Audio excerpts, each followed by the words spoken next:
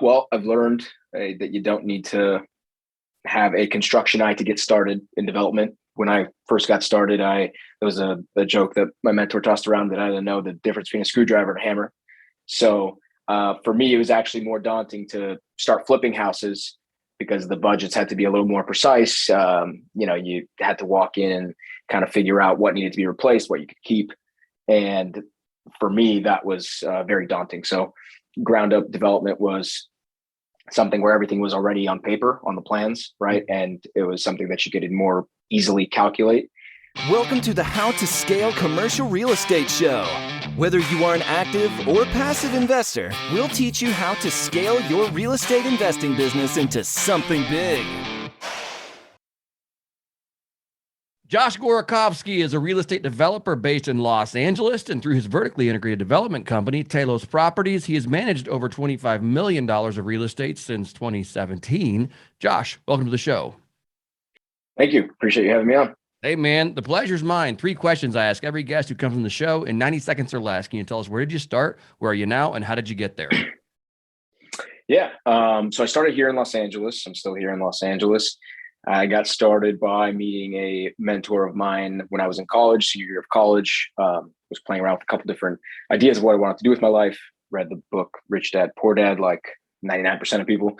And once I met this mentor and saw the projects he was working on, the portfolio he's accumulated, there was really no turning back for me. So started working out of his office shortly after that, just kind of learning under him and doing some small single family redevelopment projects in Los Angeles, and then ground up multifamily here in Los Angeles. And that's what I've been doing for the last 5 years now. Wow, that's absolutely fantastic. Tell me, Los Angeles, it gets a bad rap for a place that's impossible to get permits, to get, just the red tape to get through that. How have you guys found opportunity with that? Well, yeah, it seems like every year it's getting harder and harder, not just with the red tape, but obviously the prices going up, inventory being very low. But we have had a very specific niche. So we have competition just like every other asset class, but we really focus on that niche and have become, very, very consumed by that, not doing much else. So, we've just been doing the ground up, smaller multifamily, the 2 to 4s. We're buying lots that are single family, and then we're usually demolishing and doing ground up 4s. Wow. Okay. So you'll buy a single family property that has a lot big enough to put 4 units on it. Right. 2 to 4. So it just depends. When 5 years ago, it was more feasible to do the 2s. Now it's getting a little more difficult. So the last couple of years, we've been doing primarily 4s. But now with new rules and regulations rolling out, that's always ever changing. So we're actually kind of in the middle trying to figure out what our next step is. But that's what we've been doing for the last couple of years. Yeah. Can you walk me through the math on that? Because the price of, a functioning single family home has got to be pretty high, especially in your market. So walk me through the numbers behind that. Buy a house, demolish it, and redevelop it. Yeah. So LA is a very large city. So the different areas of LA are kind of priced differently. So I'll just pick a random, sub market that we do in LA, which is North Hollywood. So the most recent project that we're finishing up right now, we purchased the land in 2019 for $720,000. There was a single family on there. We demolished that. I would say the all-in construction and soft costs after we purchased the land was about another $1.1 million. So say, just for easy math rounding, let's say we're in for $1.8 million. And when the project is finished, it should appraise at about 2.4, 2.5. So what we do is we go to our institutional partner. We get a refi of low leverage, nothing too crazy, about 65%. The investors on the deal get most of their capital back, end up leaving some as equity in the project, and we just cash flow the sucker. Right. That's really, really interesting. I mean, how do you find, in North Hollywood, how do you find the properties that make sense? If it's not vacant land, if it has a house on it, I mean, it's got to be it's from my perspective, knowing nothing about what you do. It sounds like a needle in a haystack type of thing. Yeah, it is. I mean, kind of just like anything else, your network is your net worth. I like to say so. Just developing relationships over the years, doing good business, having a good reputation. Agents and brokers that I've worked with over the years bring me deals. Also, just being on the job sites, getting friendly with the neighbors. I've purchased quite a few properties like that, just being around and them not wanting to deal with the hassle of putting it on the market or agents, a million people walking through their house. We've done some very grassroots type marketing, door knocking and mailers and stuff like that. So just, trying a lot of different things and being personable, being a real person, no high pressure sales tactics. But so far that's worked out for us. Is there a certain lot size that you say, hey, this is exactly what, the minimum size of lot we have to have in order to do what we want to do? Yes and no. I mean, it kind of depends, like if there's an alley back there, if it's a corner lot or not. So you can kind of get creative with it. The biggest thing is having the parking requirements based on the bedrooms. And I don't like to do a very small bedroom count just for the turnover, things like that. So usually when I'm looking, it's usually 6,000 or more, but we've purchased lots that are smaller for those other reasons. That's really, really interesting. And you had mentioned that things are constantly in flux, right? And so you are once again going back to the drawing board saying, okay, things are changing. What are those things that are potentially changing? And then how do you plan on dealing with them? Well, specifically in California, there was a state bill that was passed at the end of last year, and it was just rolled out by Los Angeles Building and Safety, their rules, regulations, along with the housing department and planning, basically stating that if you demolish any units, even if it's one, you must replace those units with affordable units when you build back. And the only real loophole or way around that is if the homeowner has been living there for 5 years, and they have to, provide a lot of documentation and proof that was the case. So pretty much is very specific to my business model. So the way around that, I don't have an answer yet. We're figuring it out. I mean, the simple, somewhat simple answer would be that we're gonna, try to find lots where maybe we don't have to demolish and we can build some units in the rear of the lot, or, if the house is in the back and the front of the lot. Or we still do some single family flips. So we'll be probably ramping that up a little bit. In California specifically, there's a ADU program, accessory dwelling unit program. So, that's another route that we're working on.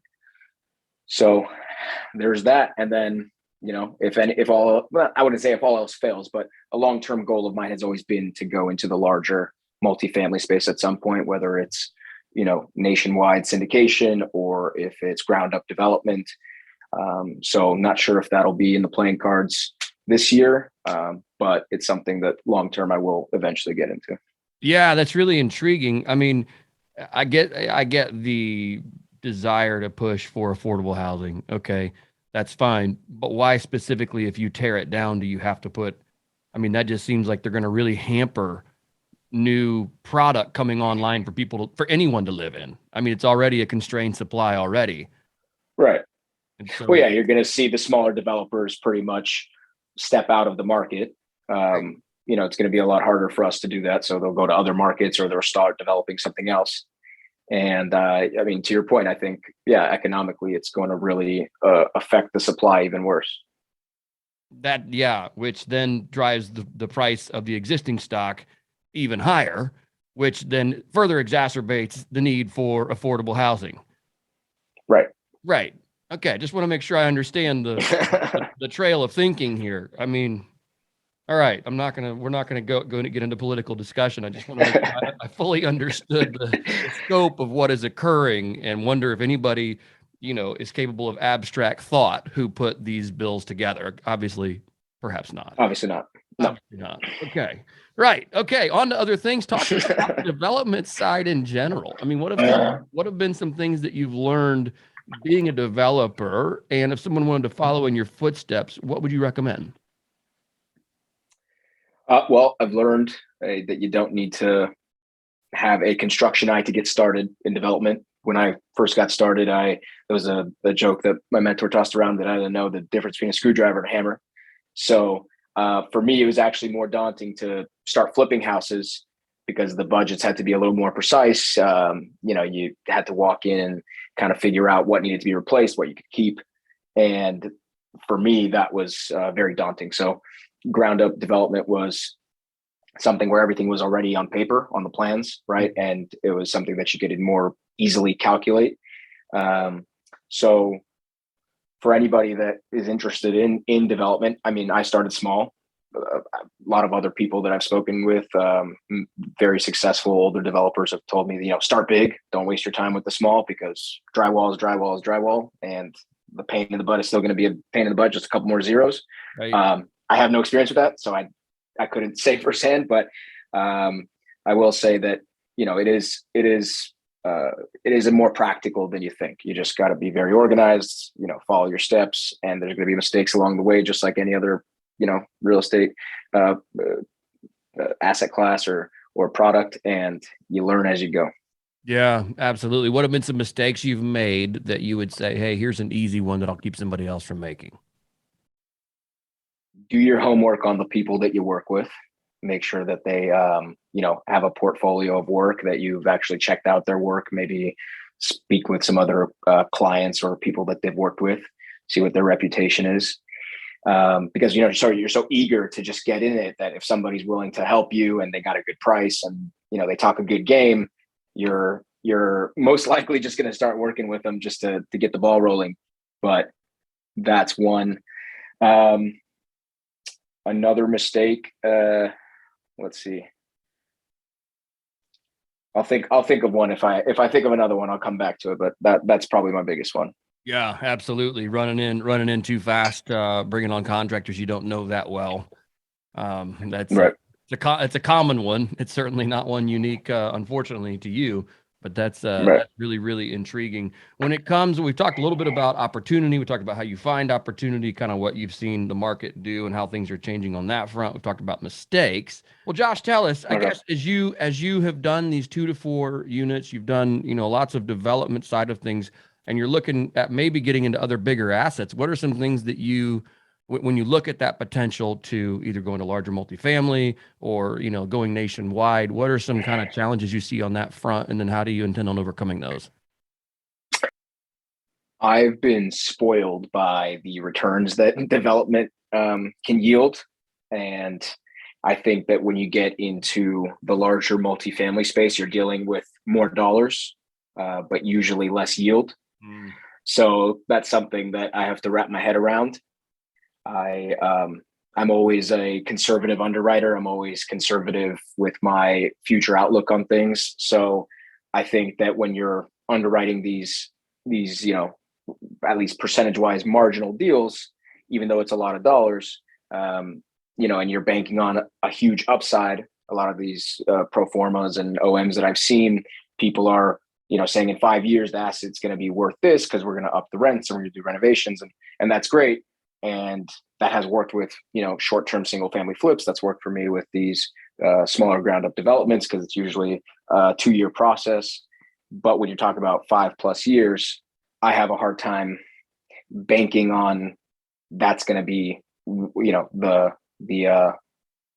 what's actually going to happen. Right. Yeah, that's really, really interesting. We say spoiled by returns in ground up development. Can you elaborate on that? Yeah, I mean, with ground up development, the whole purpose you're taking the risk of doing that is because you're manufacturing a greater yield than usually. Not always, but usually if you just go buy something, right, or renovate it. Right. So in my particular world, that's what I'm doing. I'm, buying a single family lot. That's the lot is underutilized. I'm building more units, and usually my return is in the mid to high double digits. So for me and my investors, it's been great. And then if I have to pivot now and go into the multifamily, syndication space, and again, I'm no expert, so I maybe just talking here, but I think that most of these deals you're buying, these compressed cap rate deals with single digit returns in the hopes of maybe getting to the low double digit returns. Right. So that's what I mean by I've been spoiled. Yeah, well, I mean, it makes a heck of a lot of sense. You can almost with clockwork precision or certainty say, hey, look, we do this, we do X, Y, and Z, and this is what we're going to get, for our finished product. Whereas with a value add product, you're buying something, with a low cap rate already. You've got to execute the value add, and then in hopes that the market has continued to appreciate that the cash flow was indeed. They were able to raise rents as projected, and then, oh, look, now we can actually sell because let's hope there's a buyer.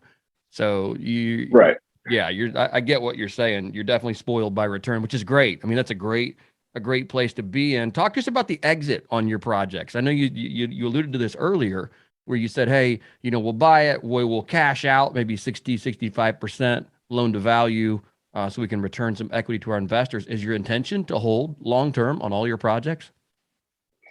Going into each project, that has been the case, except for the smaller, single family flips that we do from time to time. But as far as the multifamily, I try to hold everything. We've sold a couple that we've syndicated or worked with private equity, and those, those were kind of in the air when we started the project, whether we're going to hold or sell. And we ended up selling because that's what most of the investors wanted to do. But going in, I have the mindset of I want to try to build this multifamily portfolio and get a little bit closer to that financial freedom. Right. And so talk to us about that. What is success? What does success mean to you? Success to me, and obviously different to everybody, but very cliche, but financial freedom to kind of do what you want when you want, right? But you still have responsibility, you still have a business to run, you still have tenants to take care of, you still have assets to take care of. So it's not always exactly do what you want when you want, but the point is that you're living, your life the way that you want to.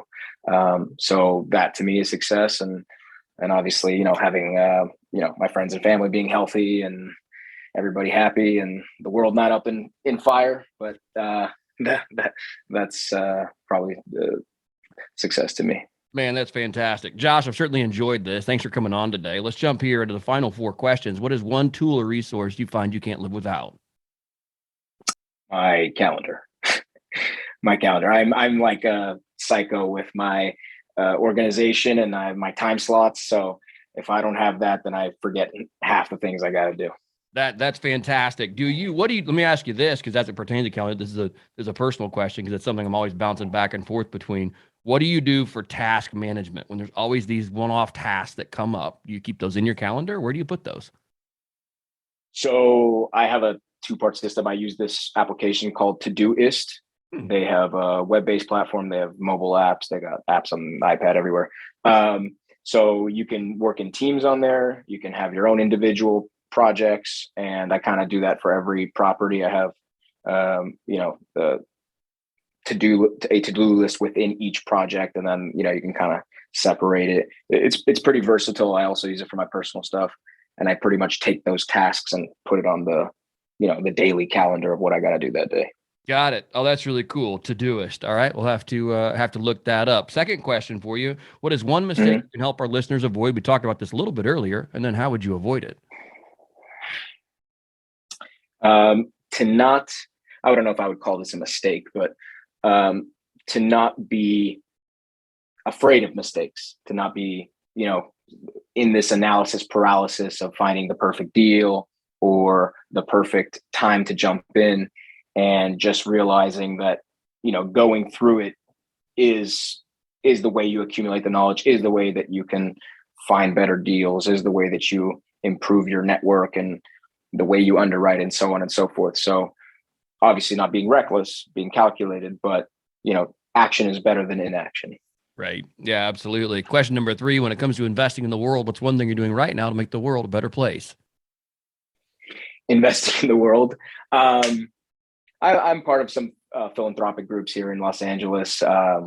I'm Jewish, so I'm part of Jewish Federation and another organization called Guardians of the Jewish Home, which we have events and fundraisers for some retirement homes here in Los Angeles. So I guess that's the small things that I'm doing. Man, I love it. That's absolutely great. Josh, if our listeners want to get in touch with you or learn more about you, what is the best way to do that?